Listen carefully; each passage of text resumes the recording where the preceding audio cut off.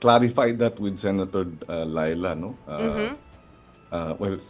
Ang sa atin, we haven't really decided with finality. We are weighing it. No? Pinag-aaralan natin ng husto. It is an option.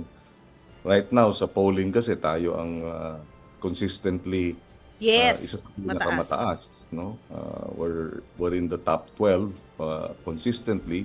Minsan bumababa ng 13, but yun. So talagang pinag-aaralan natin ng husto. No? We haven't made a final decision. We are weighing it carefully. It is an option that we are seriously considering. Senator, si Chicky Verhel po ito, no? Para dun sa mga kakatune in lang sa 92.3 Radio 5 True FM, kausap po natin si former Senator Kiko Pangilinan. Senator, last week we were talking about si Attorney Lenny Robredo pinupush or parang kinukumbinsi pa na tumakbo bilang senador. Siya po ba may balita na po ba kayo patungkol dito? Any progress po? Any developments on this? It's the same as the last time, no? Pinag-aaralan din niya at wala pang final decision. Ako, kung tatanungin, I hope, she considers running for a national post.